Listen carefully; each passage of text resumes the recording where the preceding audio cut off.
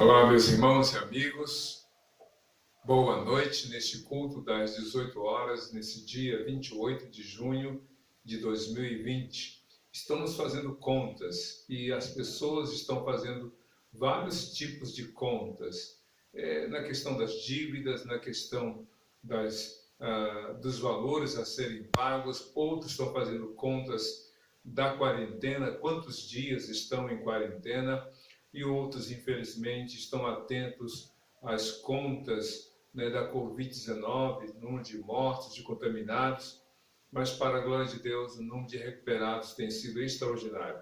Nós vamos estar orando nesta noite, pedindo a bênção de Deus para que o Senhor venha abençoar a vida de todos nós. Vamos orar também pelos membros da nossa congregação, da PIB da Barra em Duque de Caxias, que também estão necessitando da ação, da intervenção de Deus em suas vidas, em suas famílias. Então nós vamos orar entregando a Deus este culto, a fim de que tudo aquilo que ainda vai acontecer seja direcionado pelo Senhor. Temos insistido em pedir aos irmãos que aguardem o momento de voltarmos às nossas atividades presenciais. Existem vários tipos de movimento, no sentido de que algumas igrejas já marcaram uma data mais para frente, final de junho, alguns estão dizendo, para voltar às atividades. Outros estão desconsiderando qualquer tipo de instrução outra, já abriram os tempos para os cultos presenciais e nós estamos aguardando a deliberação a fim de que, com segurança, sem precipitação, sem também ser tardio, a gente possa voltar com tranquilidade. Nós sabemos que Deus está cuidando de todos nós, embora estejamos longe uns dos outros, Deus está cuidando de cada um de nós. Tem um cântico que equivocadamente a gente canta, mas não é verdade. Alguns dizem, tem um cântico assim, porque Deus não é Deus de longe, sim de perto. É um equívoco, porque lá no livro dos profetas a gente lê a frase, porque Deus não é só Deus de perto, também é Deus de longe, no sentido de que não há distância que Deus não possa realmente superar para que Ele encontre o seu servo, a sua serva, a ovelha de Jesus que precisa dos cuidados do Senhor. Jesus é o bom pastor que não abandona as suas ovelhas. Eu recomendo que você leia João capítulo 10, do verso 1 ao verso 28, você vai perceber que Jesus é o bom pastor que dá a sua vida pelas ovelhas. Então vamos orar nesse momento. Quero convidar você a baixar sua cabeça, a fechar os seus olhos e orar a Deus, para que este culto nesta noite seja realmente aquilo que você precisa ouvir da palavra de Deus para o seu coração. Vamos orar? Feche seus olhos e oremos ao Senhor. Deus de amor, muito obrigado por esse dia, muito obrigado pela tua palavra, porque ela sai, ó Deus, de qualquer limitação humana, ela supera qualquer obstáculo para chegar ao coração de cada um de nós. Cremos que esta palavra é viva, é poderosa, é eficaz, ela é a verdade, ela liberta, ela transforma, ela limpa o coração, ela vem e tem todo o poder para quebrar em 1000 pedaços ou mais o duro coração e pelo poder do nome de Jesus fazer e dar à pessoa um novo coração para que ela viva para a glória do Senhor. Entregamos em tuas mãos este culto, a fim de que tudo que nós ainda vamos nele vivenciar seja dirigido pelo Senhor. E que ao final deste culto, cada um, ó Deus, venha glorificar o teu nome pela palavra do Senhor em seu coração. É o que nós pedimos e já te agradecemos, em nome de Jesus. Amém. Nós vamos ter um momento de intercessão e, como eu falei agora há pouco, a gente vai orar, a gente vai interceder, a gente vai clamar a Deus pela vida de várias pessoas. E aqui eu quero lembrar das pessoas que estão enfermas, das pessoas que estão doentes. Existem pessoas como a irmã querida Julita, que está internada. Vamos orar por ela, e orando por ela, a gente vai orar pelos outros irmãos da PIB da Barra, em Duque de Caxias, na nossa congregação, orar pelos irmãos da PIB da Barra também, orar pelas outras igrejas que estão se mantendo como lâmpada acesa em meio à escuridão da dúvida incerteza que a quarentena e a Covid-19 têm provocado realmente em nossa cidade, em nosso estado, no Brasil e em vários países do mundo afora. Vamos orar, e eu quero pontuar aqui essa hora de intercessão com a palavra de Deus. Gosto muito daquele texto de Mateus 21, 22. Eu já falei que esse foi o primeiro versículo que eu memorizei na minha vida. Eu tenho 56 anos e eu tinha menos de 15 anos, talvez 13, 14 anos, quando eu memorizei esse texto. Então faça as contas aí, são mais de 40 anos que esse texto eu memorizei num culto de quarta-feira, lá na PIB de Teresina, Primeira Igreja Batista de Teresina, quando o pastor saudoso, o pastor José de Brito Barros, estava naquele culto e ele pediu para que cada um que tivesse memorizado um versículo sobre oração. E a saudosa irmã Carmelita citou ou falou para mim, claro que memorize esse texto. Qual? E ela falou: e tudo que pedirdes em oração, crendo que recebereis e tê-lo-eis. Mateus 21, 22. E eu memorizei, já são mais de 40 anos que não mais esqueci esse texto. Eu creio que você deve ter algum texto da Bíblia que marcou a sua fé, que marcou a sua experiência de vida com Deus, porque a palavra de Deus marca positivamente a nossa vida, ainda que nos aponte o erro, e ela é para isso, nos apontar o erro, o pecado, mas também apresentar a resposta e a solução em Cristo Jesus. Vamos orar? Curva a sua cabeça, feche seus olhos, oremos ao Senhor. Senhor Deus, nosso Pai, nesta hora queremos te agradecer pelo livramento, pela a oportunidade de louvar e adorar o teu santo nome neste dia, neste domingo, neste culto das 18 horas. Oramos a Deus para que tu estejas cuidando de cada um de nós. Oramos pela irmã Julita, que está, ó Deus, enferma.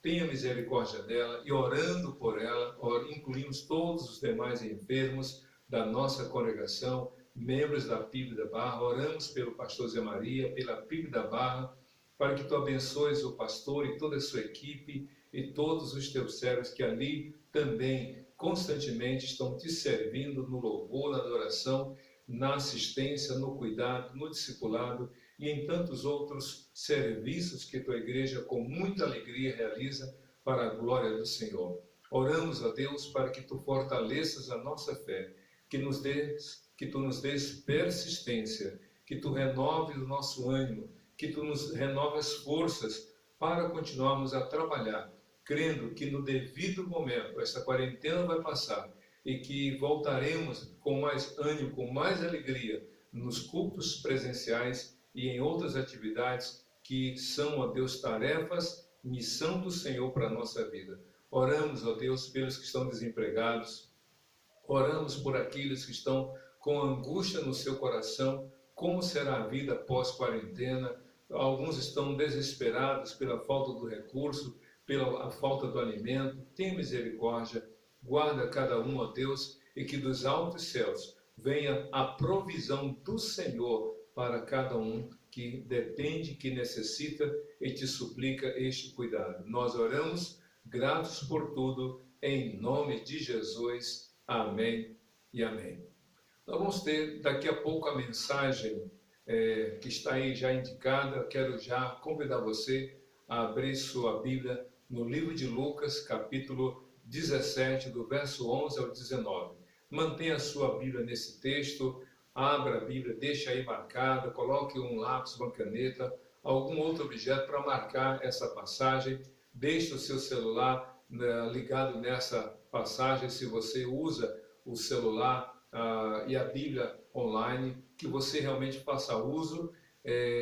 Convido você a se desconectar para que não haja distração, para que o celular não toque na hora de você realmente ouvir a palavra de Deus. Já pensou?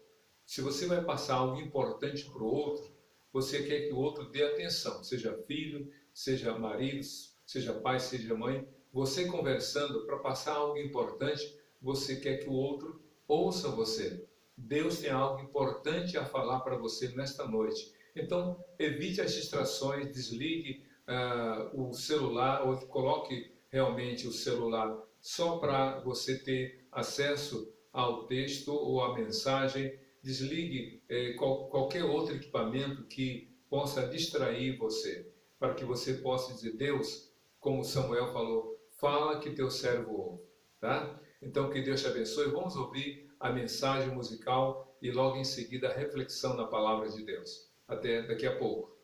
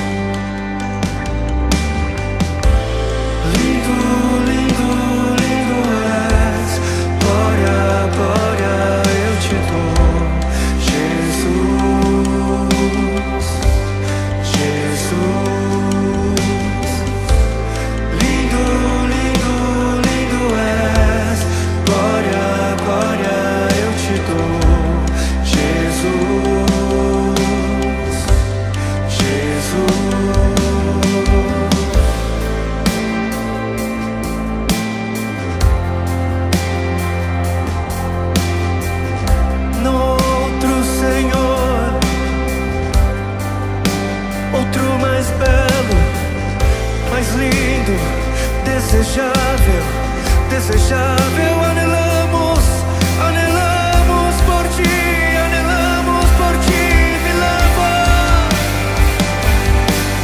me leva à sala do trono, mostra tua beleza, quero ver tua face. Me leva à sala do trono, mostra tua beleza, quero ver tua face. Me leva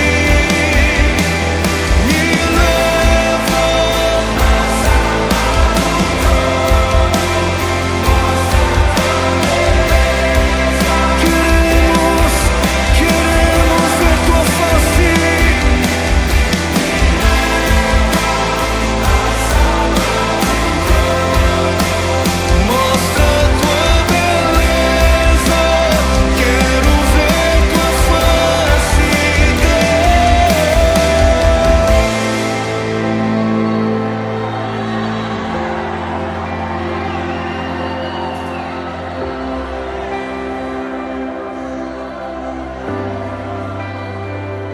outro não há, outro não há, outro não há.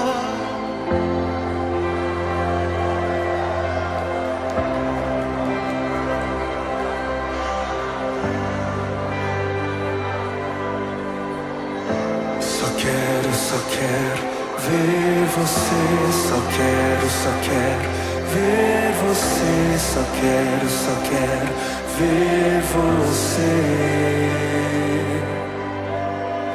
Só quero ver você. Só quero ver você. Só quero ver você.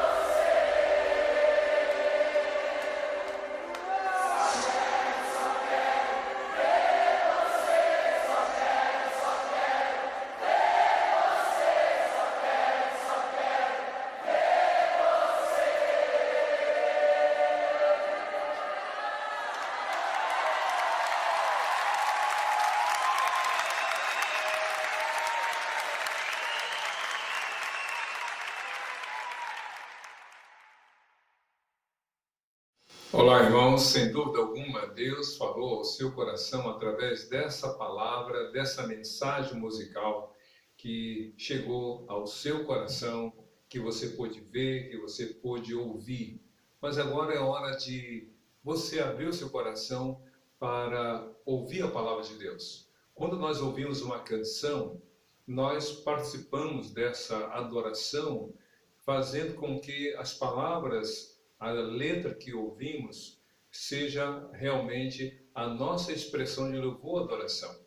Mas quando nós nos dispomos a ouvir a palavra de Deus, o caminho é o oposto, é o contrário. É Deus querendo falar ao seu coração. Ele pode usar música? Claro que sim.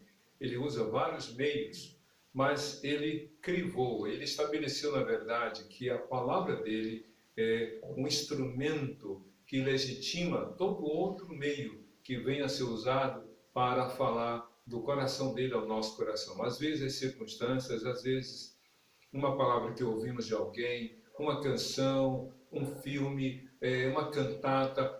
Deus usa vários instrumentos, mas aquilo que são outros meios para ouvirmos a voz de Deus tem que ser legitimado pela palavra de Deus. Sabe por quê? Porque a peneira é realmente a palavra do Senhor. Deus fala pela palavra. Vou dar um exemplo aqui rapidinho.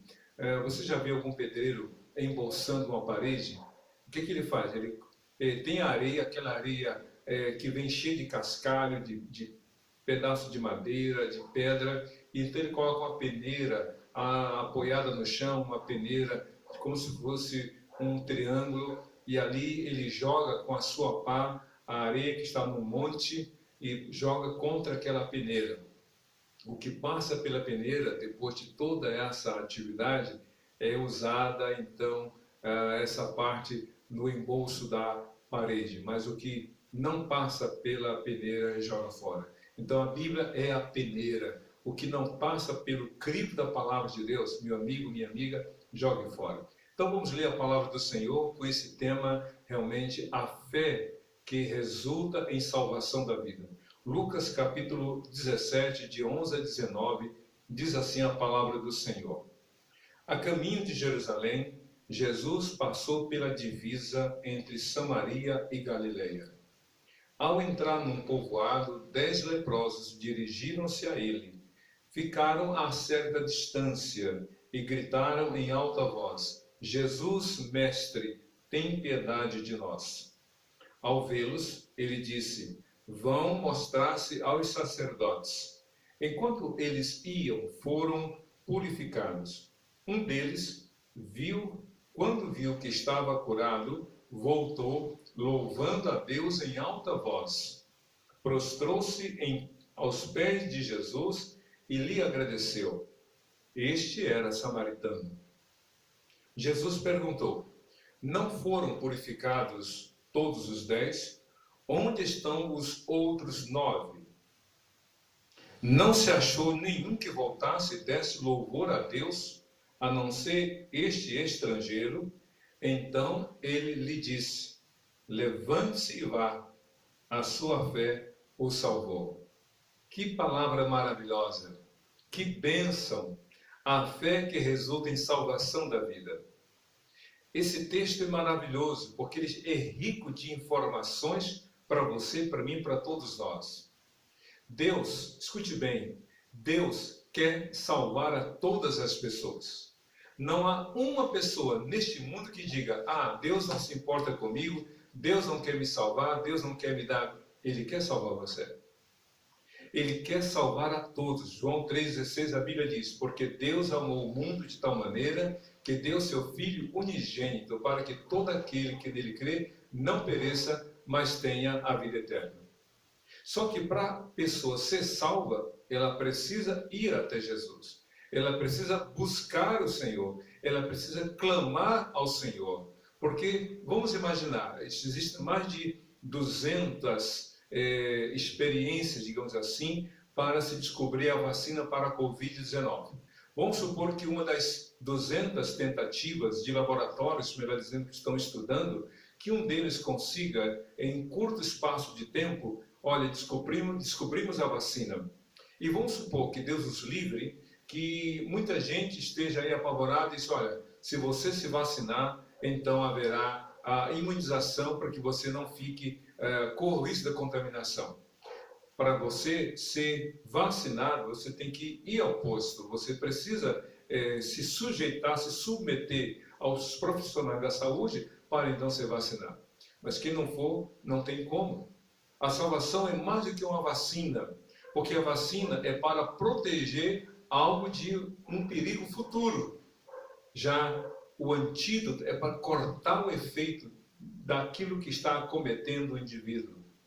Então, a Bíblia o sangue de Jesus é ao mesmo tempo esse antídoto que corta o efeito danoso do pecado. O pecado está tragando a vida da pessoa. O sangue de Cristo tem poder para evitar que a pessoa venha a ser tragada, engolida pelo pecado.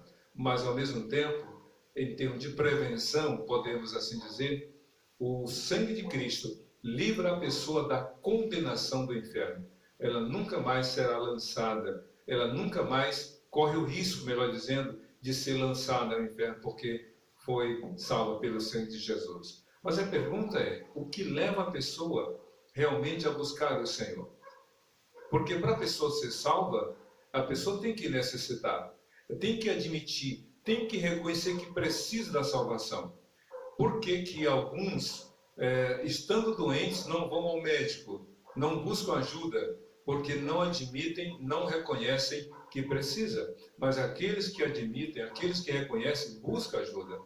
A Bíblia começa esse texto de Lucas 17, de 11 a 19, falando de um movimento que Jesus estava fazendo. Jesus estava caminhando em direção a Jerusalém. E ele teve que passar entre duas realidades, entre duas cidades, a cidade de Samaria e da Galileia. Diz o texto que ele teve que passar pela divisa entre as duas cidades.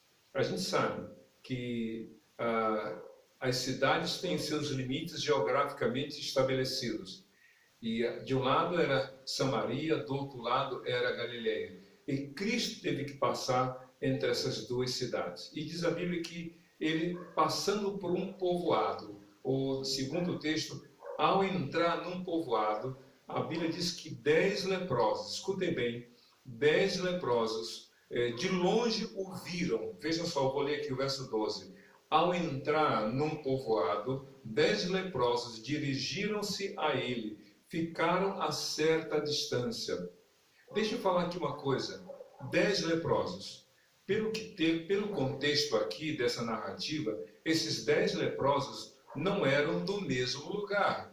Eles não eram, digamos, conterrâneos, eles não eram da mesma região, não eram da mesma cidade. Eram de cidades diferentes, como a gente vai ver um pouco mais adiante, já lemos. Um deles era samaritano, os outros não eram samaritanos. Então, eram 10 pessoas de lugares diferentes, mas que tinham algo em comum. E o que elas tinham em comum? Uma enfermidade. Na verdade, uma grave enfermidade. Uma doença grave. A Bíblia diz que esses homens eram leprosos. Pense numa enfermidade que, se alguém fosse diagnosticado com ela, estaria condenado à morte. Pense nisso.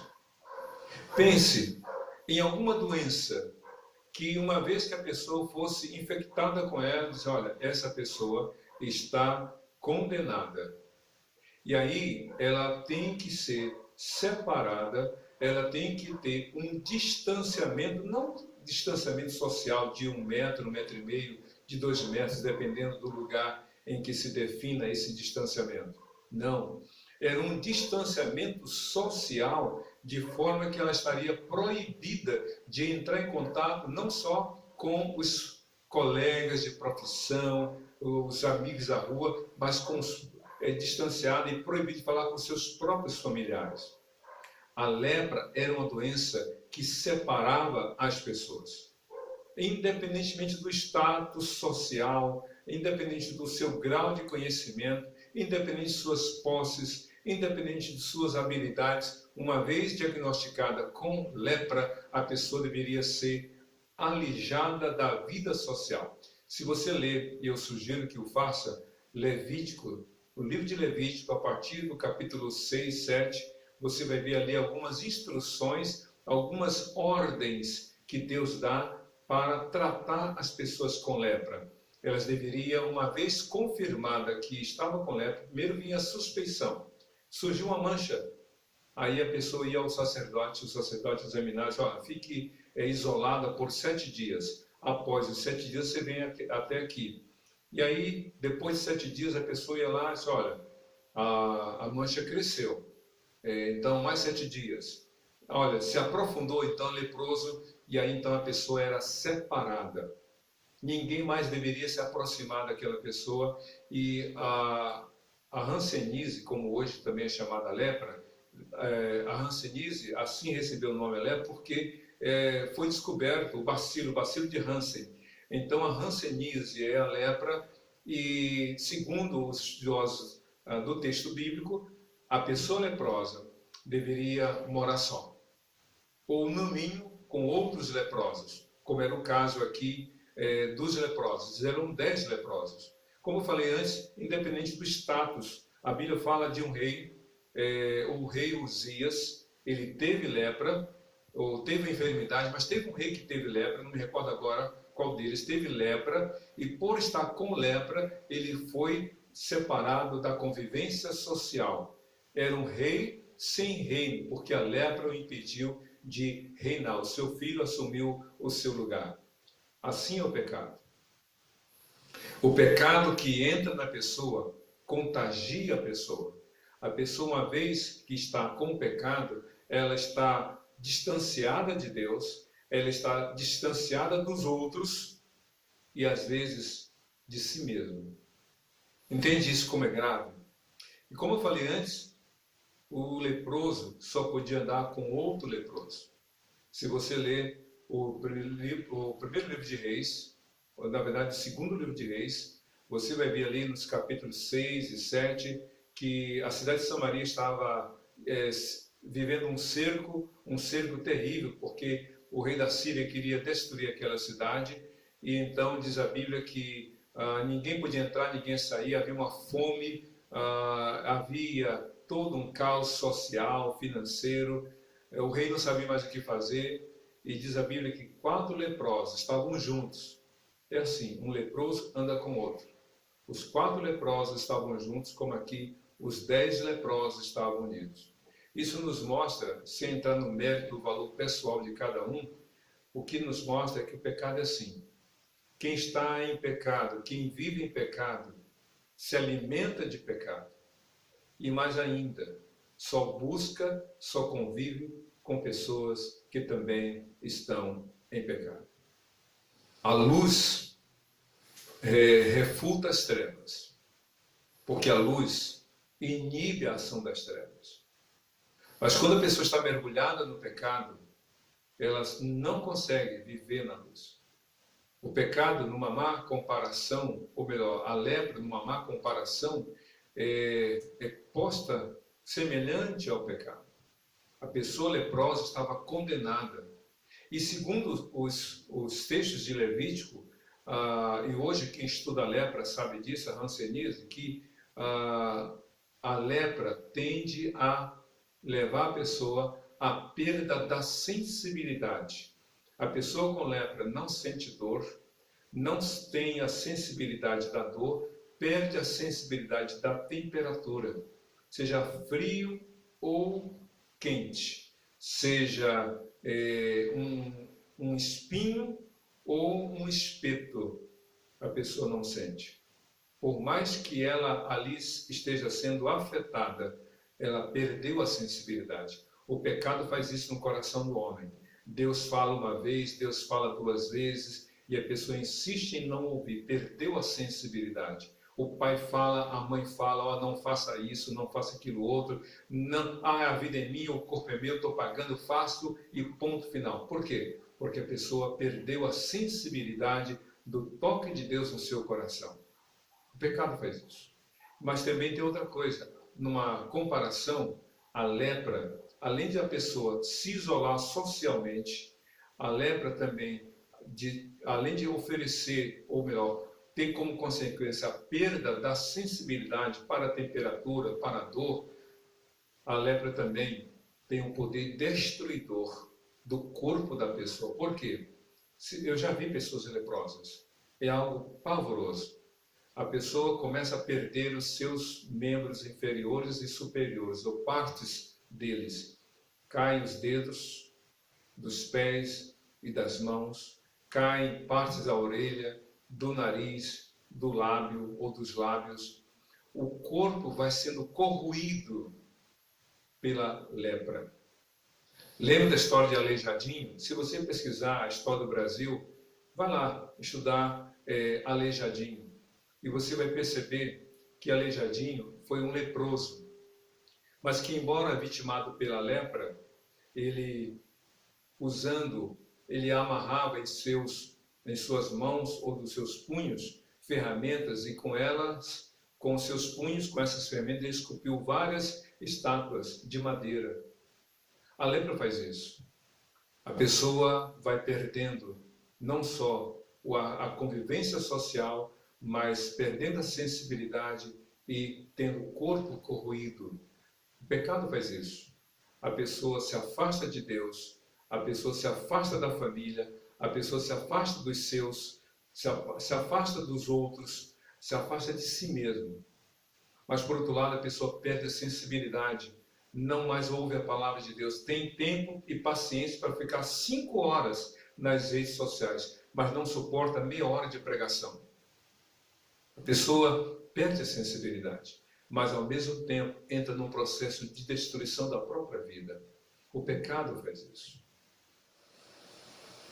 Por isso que esses 10 homens estavam ali unidos na mesma condição, no mesmo sofrimento, na mesma perca da sociabilidade, ou seja, da convivência social, estava ali perdendo a sensibilidade quanto à dor, à temperatura, e também estava vendo o seu corpo sendo afetado.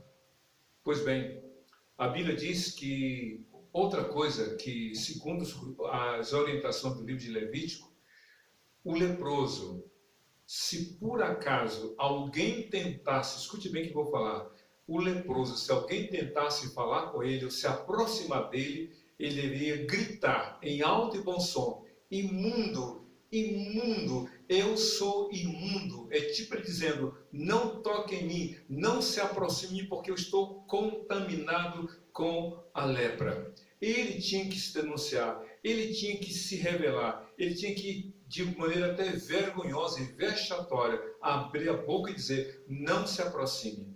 Hoje, por causa da Covid-19, por causa do novo coronavírus, a gente tem que manter a etiqueta social, distância que eu falei de 1 metro, 1,5 metro, 2 metros, usando máscara, usando luva. A gente tem que fazer isso. Por quê? Por amor a nós e amor ao outro. Mas sabe que tem gente que está nem aí? A gente anda pelas ruas, dependendo da necessidade de sair ao banco, ao mercado, à farmácia, à loja de material de construção. O que acontece? A gente vê pessoas sem máscara, sem luva, sem qualquer zelo do distanciamento social. Por quê? Ela não se importa nem consigo e nem com o outro. Quem não se ama, não ama o outro. Quem não está preocupado com a própria vida, não está preocupado com a vida do outro. A vida, a pessoa que está em pecado é assim: já não tem mais nada a perder, já perdi tudo, problema, não quer nem saber. Eu vi nas redes sociais pessoas já contaminadas pela Covid-19, sabe o que elas faziam? Elas cuspiam nas outras pessoas ou passavam saliva nos objetos que elas sabiam que outros iam tocar, como botões de elevador, como frutas no mercado e assim por diante. Pessoas maldosas, pessoas sem temor a Deus, sem amor ao próximo e também sem amor a si mesmo. O pecado faz isso. Esses homens, porém, diz a Bíblia, sendo leprosos, eles viram Jesus à distância. Lembra do distanciamento que a lei impunha ao leproso? Ele tinha que manter-se distante. Ninguém podia tocar nele, nem nos seus pertences. Do contrário, ele estaria condenado à morte, por apedrejamento, por ter desobedecido. Pois bem, a Bíblia diz que esses 10 leprosos, ao verem Jesus de longe, veja só no versículo 13 de Lucas 17, ficaram a certa distância quando viram Jesus e gritaram em alta voz. Por que gritaram? Porque estavam a certa distância. A lei dizia: mantenham-se distantes das outras pessoas. E aí diz a Bíblia, eles gritaram: Mestre, Jesus, Mestre, tem misericórdia ou tenha piedade de nós. Em outras traduções tem: tenha misericórdia de nós.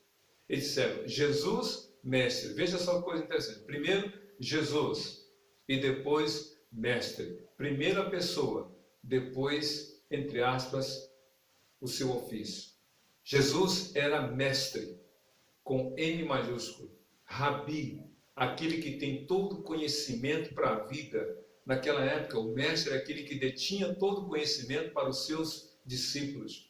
Mas antes de falar do mestre, eles falam Jesus, que em grego é Iesus, e em hebraico Yeshua. E Jesus em hebraico, Yeshua, e em grego Iesus quer dizer Deus é a salvação, ou de Deus vem a salvação, ou Deus é o Salvador. São 3 possibilidades de tradução. Deus é a salvação, de Deus vem a salvação, ou Deus é o Salvador. Jesus. E o próprio anjo falou para falou para José: o nome dele será Jesus, porque dele virá a salvação, ou ele salvará o seu povo dos seus pecados. Esses homens clamaram a Jesus: tenha compaixão de nós. E sabe o que quer dizer isso? Veja a nossa dor. Veja como estamos sofrendo.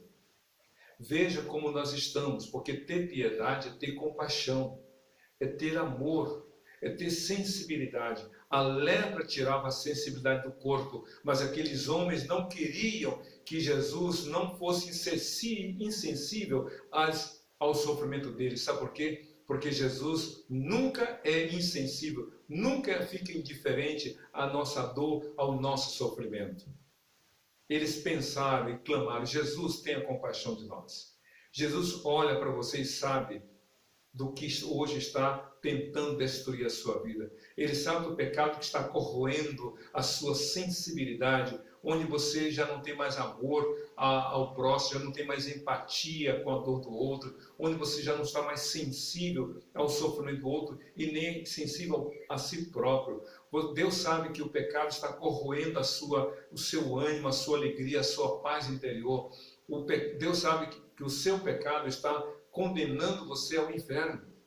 Mas Jesus ama você. A Bíblia diz que quando esses 10 leprosos clamaram a Jesus, Jesus diz assim no verso 14 de Lucas 17: ao vê-los, Jesus disse: vão mostrar-se aos sacerdotes. Só falou isso.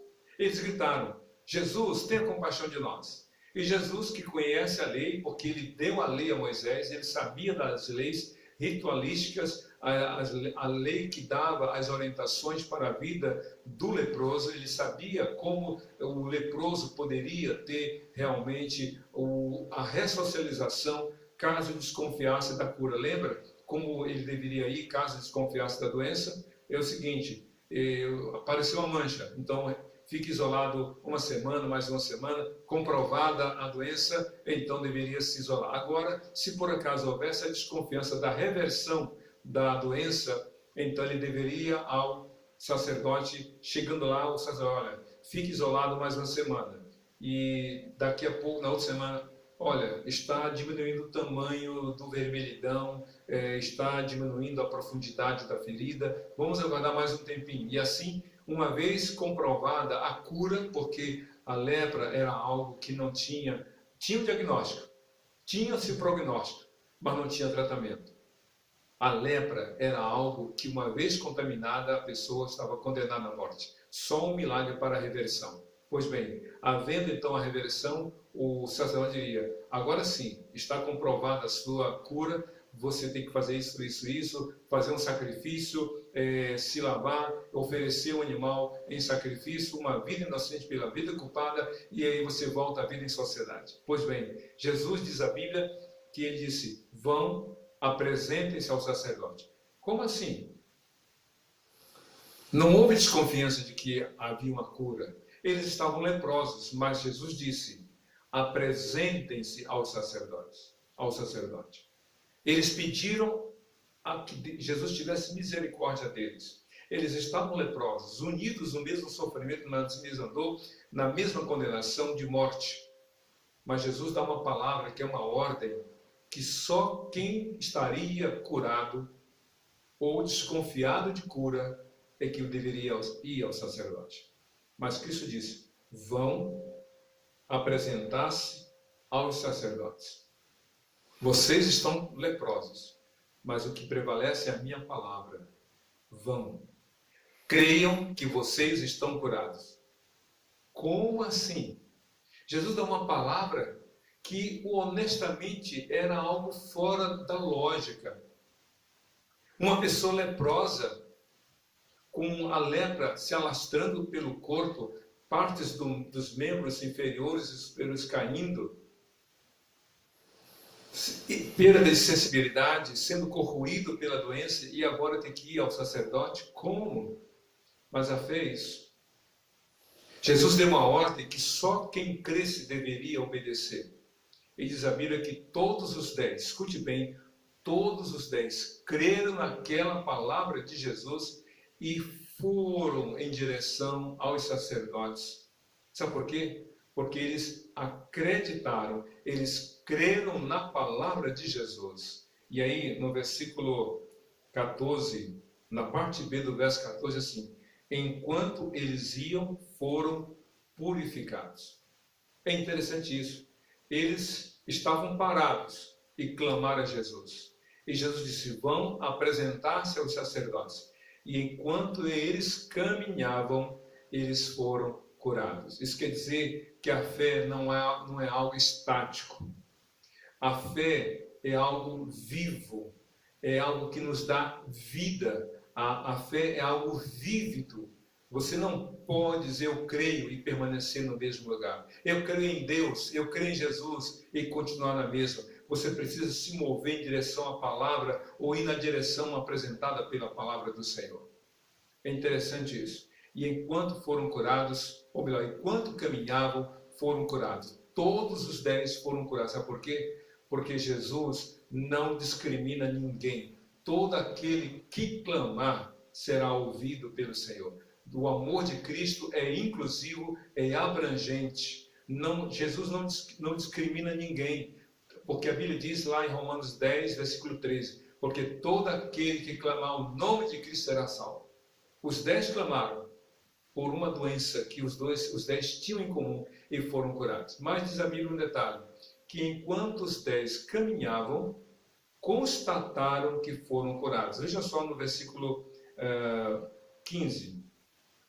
Um deles, quando viu que estava curado, voltou, louvando a Deus em alta voz. Escute bem, todos os 10 foram curados.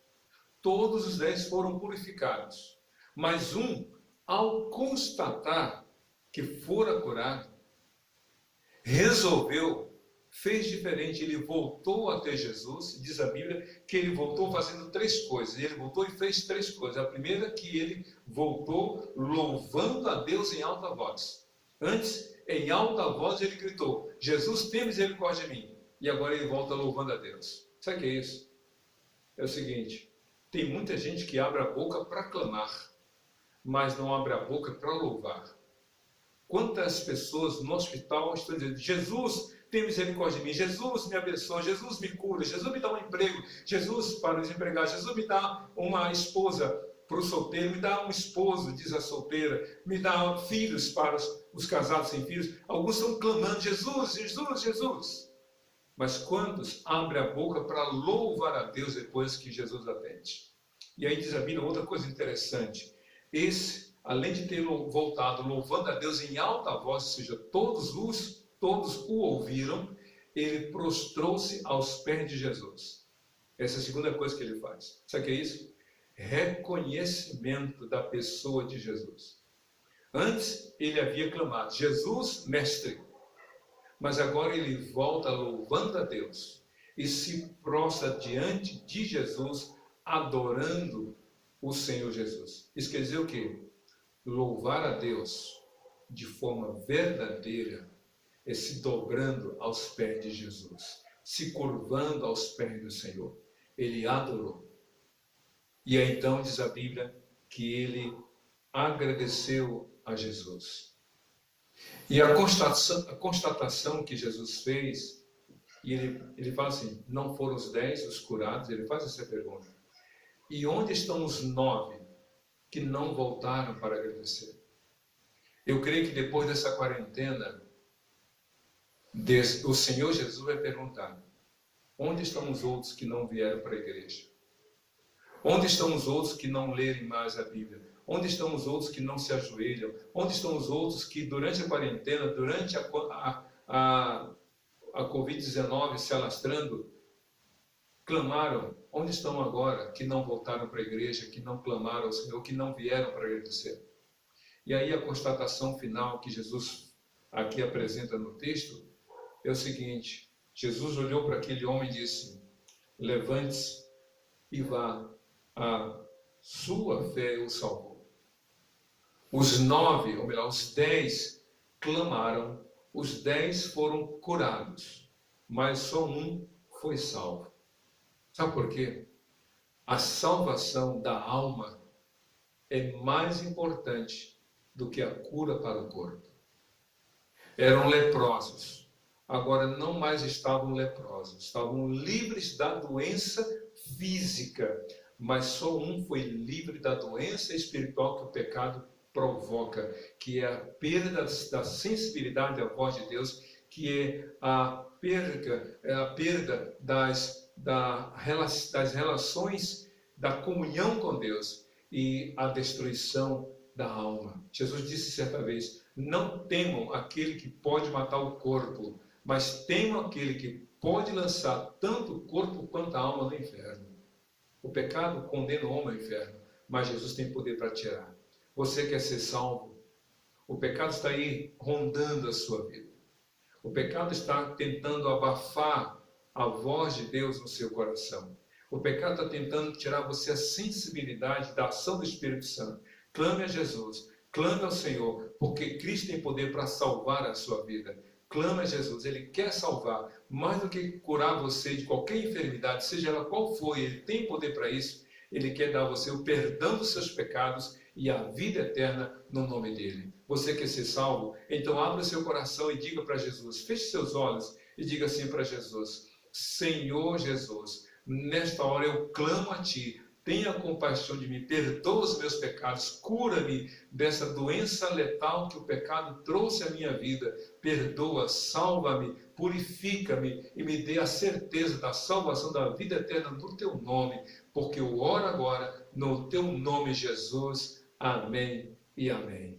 Que Deus te abençoe e que você tenha certeza do milagre de Deus na sua vida. Mais do que o corpo, é salvar a sua alma e te dar a vida eterna em nome de Jesus. Uma boa semana e uma vida preciosa nas mãos de Deus, em Cristo Jesus, Senhor e Salvador de todo aquele que nele crê, hoje e para todos sempre. Amém e amém.